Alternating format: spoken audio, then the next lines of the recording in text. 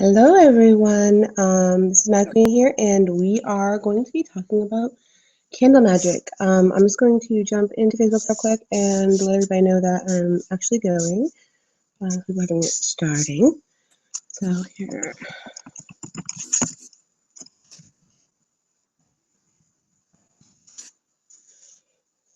And hopefully that works. So, okay, candle magic. Candle magic is another very diverse practice that you can add to your magical toolbox, if you will. It's one that you'll see referenced a lot in general paganism, neo-paganism, Wicca, many practices you're going to see references to candle magic, and each practice will have its own little idiosyncrasies and understanding of how this process works. So I'm going to explain to you how I believe it works and how to basically do it, and then you guys can go from there. So essentially with candle magic, what you are doing is you are using the candle as your focus object for your intent. So there's several different steps to this, and if you were to go online and like Google it and look up different information on how to do candle magic, you're going to see a lot of color charts. That seems to be what you see the most of. Purple means this, green means that, blue means that. You're going to see a lot of that.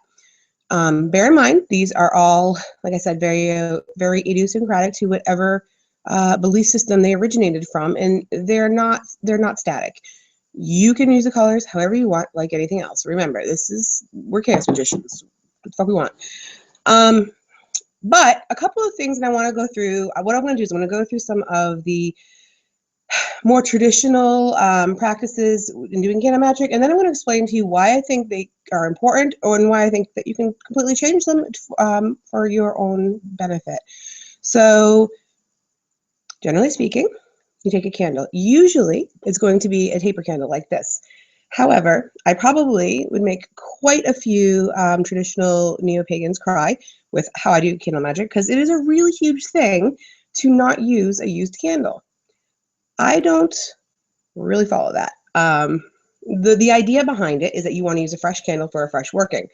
This makes a lot of sense to me.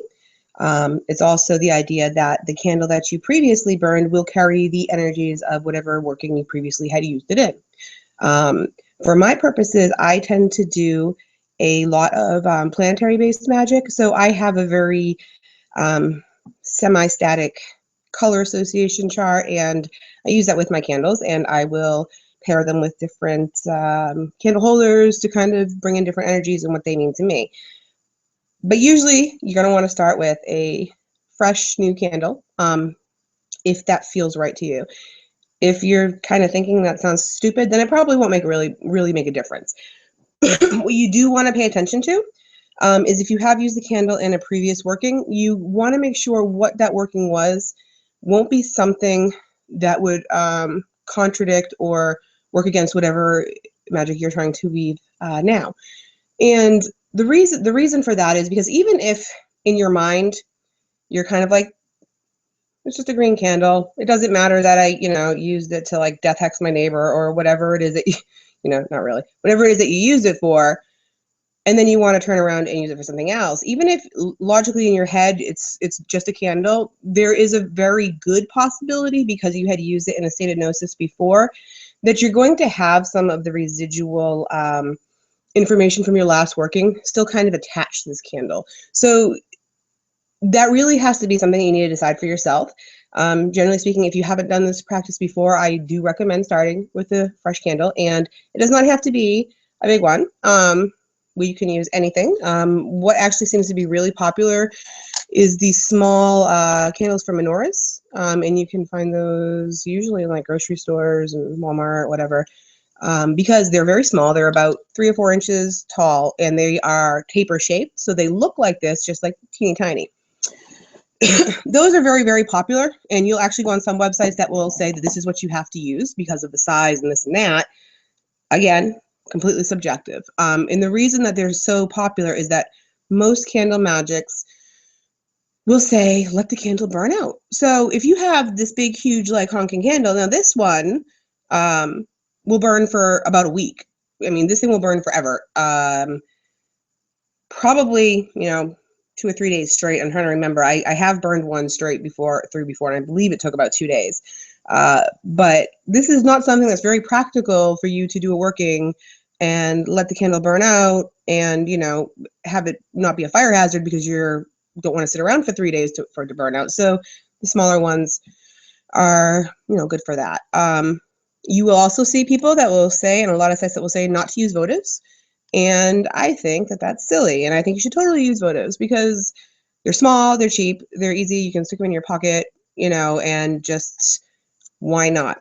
The reason that they say that is because votives generally come in these foil little containers holding them in. And one of the big things in Candle Magick is to, sensate the different textures and to really have that tangible connection with your work. So part of the processes that you're going to do is going to, include sometimes carving, sometimes anointing with oils, sometimes turning and twisting, and whatever set of steps that you put into your work. And votives aren't necessarily the easiest thing to do, but you always can pull them out of that little thing, the little tin container.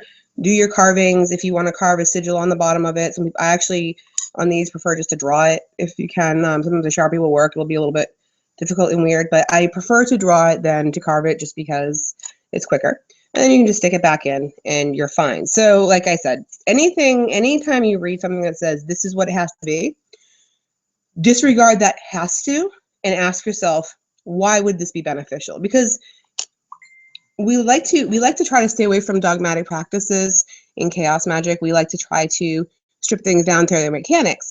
And what I have found over the years is that oftentimes these superstitions or traditional ways of doing things tend to end up being on very good reason if you dissect them. So there's that. So what you would do is you take your fresh candle, and most of the time, the first step that you're going to hear is to take your candle and then to anoint it with any type of specific oil that might be special to you. You don't have to do this. What I found works just as well in this step is to just hold it and feel it. And basically, what this part of the working does is when you are anointing it with oils, you are activating scents and you're activating, your olfactory senses in the working, and it's going to kind of add another layer of anchoring onto your intent. So not only are you physically feeling this object, but you're also now smelling an oil that you've associated for your working. So you're really kind of just layering and layering and layering what this little candle means. If you don't have oil or you're not, big on the oil, I personally believe that the act of twisting it and feeling the wax and focusing your intent while you're doing so is just as effective as anointing it with oil. I don't think the oil per se does anything except for add lots more anchors onto your candle. For example, if you make your own magical oil blends, they're gonna be made with different scents that mean things to you. So, like I said, more and more anchors.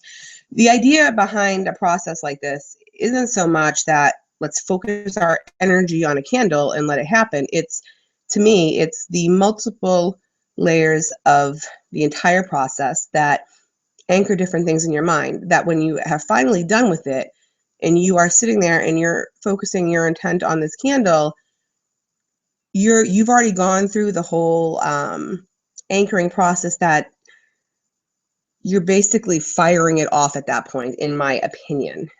So hopefully this is making some sense. I know I'm rambling a little bit. I was actually going to have a friend on here tonight to help me present this, and she was not able to make it due to a health issue, so she's going to be joining me on another one. So I'm just I did a whole outline and everything, and I'm kind of just flying with it at this point. So you do want to alter however you normally do, if you do the altar thing. I like to use windowsills for candles, as long as you don't have any curtains or anything around them that it's going to catch fire. To me, there's something about being near the window and being able to like go out into the world. That's a good metaphor for me. So I like that. Another thing that you will hear a lot of times when researching Candle Magic is that you're going to want to twist it 3 times and tap it once, or you're going to want to, you know, turn it upside down and face out. You're going to read a lot of really strange little things, and they are just another layer of the ritual part of this working. They don't necessarily mean anything other than what that particular person has assigned them to mean. So why this is important to you is because that you don't have to follow those, but you should, in my opinion, try to substitute them for something that you make up your own if you do not. So for example, I believe a banishing spell, I'm trying to remember the exact wording, and I can't. This little poem was kind of cute, but there was a banishing spell that they did with Candle Magic, and I thought that was really interesting because I usually think of candles as generating and sending something out there. I don't generally think of them as banishing. So this was kind of caught my attention to begin with. And what the person said in the spell is that, you know, you have to make sure you twist your candle widdershins or counterclockwise 3 times before you light it. If you don't do this, you're going to do the opposite of banishing. And I thought that was really kind of neat because that person had taken something that I had never really heard and twisted it to their own intent. That's not something that I've seen really anywhere else. So that's an example of taking the practice and kind of putting your own little spin on it. So what you'd want to do, get into your altar, your comfortable place, and have your candle in front of you. And I am going to actually play with, no, I'm not, I broke the wick. I'll play with this one. It's right in front of me today. And as you're sitting there and you are getting ready, you kind of want to do this in a very mindful or flow state. You want to be very aware of every step. Don't let your mind wander. Keep your intent in your mind and keep your focus on what you're doing. Make sure to internalize every step of the process. If you're doing this and you're putting oil on your candle and you're thinking about, you know, some thread on Facebook or what your boyfriend said or, you know, whatever it might be, you're not really effectively utilizing this process. So the best thing to do is to definitely keep that intent and focus in your mind the entire time. And while you're doing it, just sort of trance out with the physical actions, if that makes any sense. For me, I have a hard time sometimes when I'm going between a trance state to an active part of a working. I feel sometimes it jars me out of that place. I don't really know how to describe it, my state of gnosis. And it is something that, you know, the longer you do it, the better you'll get at it. But take your time, do it slowly, do it mindfully, keep your intent in your mind. It's a full moon, so this is a good energetic period. So I am going to utilize this candle for my own intent. And as I'm doing so, I had some lighters are good for Candle Magic. As I'm doing so, I'm going to try to infuse my intent in here. Now, I generally start, for some reason, a hand on the top, hand on the bottom. You'll also read different things on how to do this. Doesn't matter. Whatever's comfortable for you and natural, I think works. I actually have a friend that will rub only the center, and she won't touch the bottom or the top. And there's something about it, and she has her own mythos in her head that explains why she does it this way.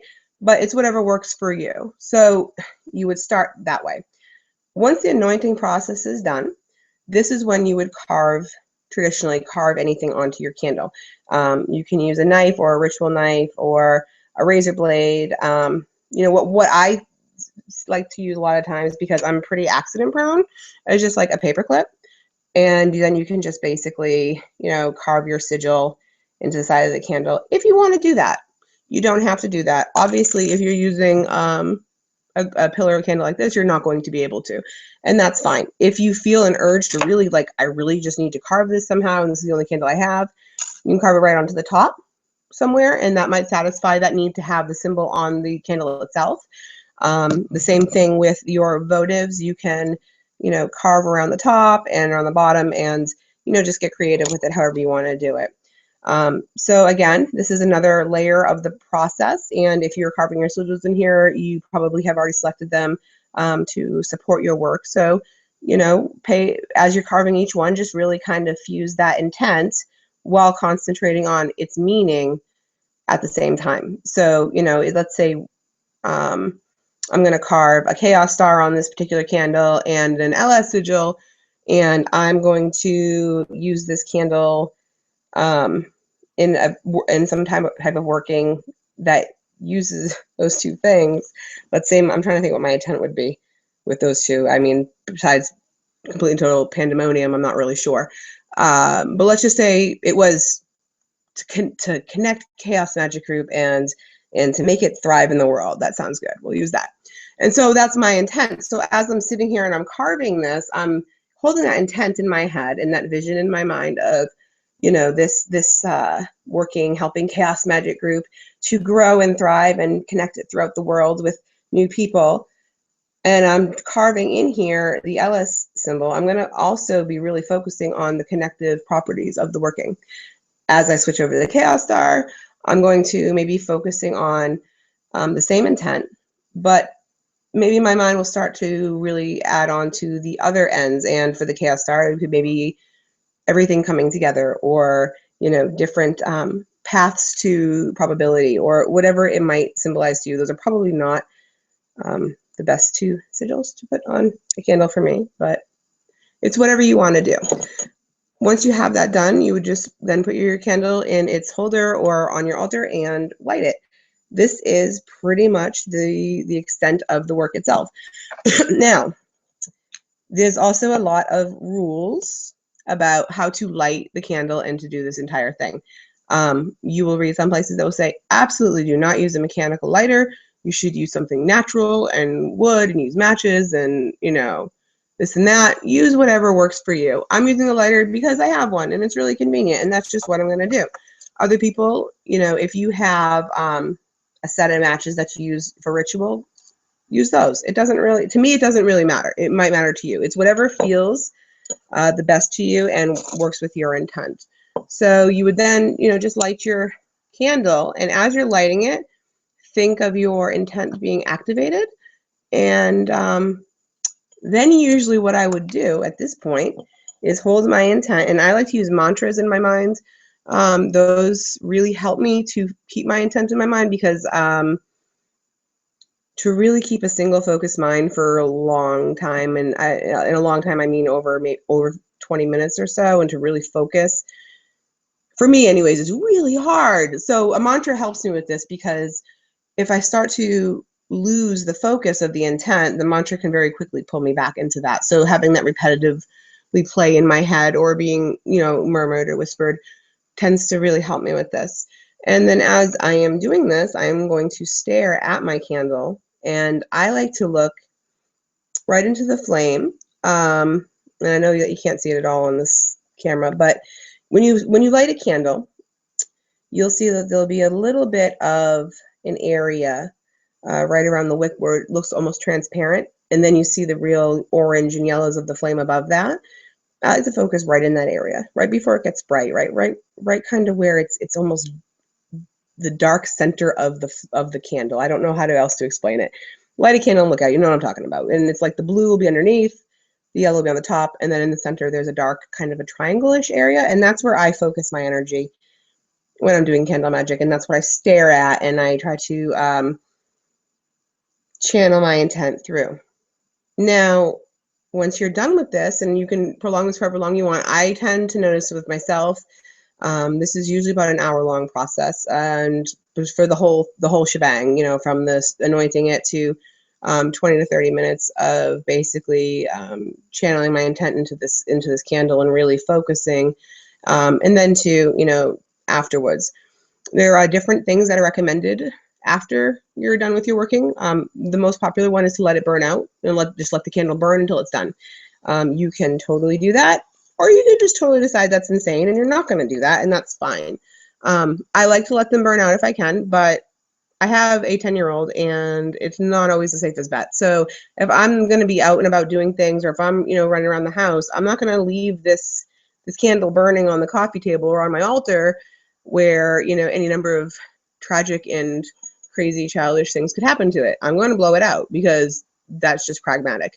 And for me, the letting it burn out doesn't necessarily carry, depending on the work, does not carry any extra meaning. It's not going to ruin it if I put the candle out. The other thing that you're going to hear about putting the candle out is you shouldn't blow on it. I've heard this so many times, and I honestly, still to this day, do not really understand that.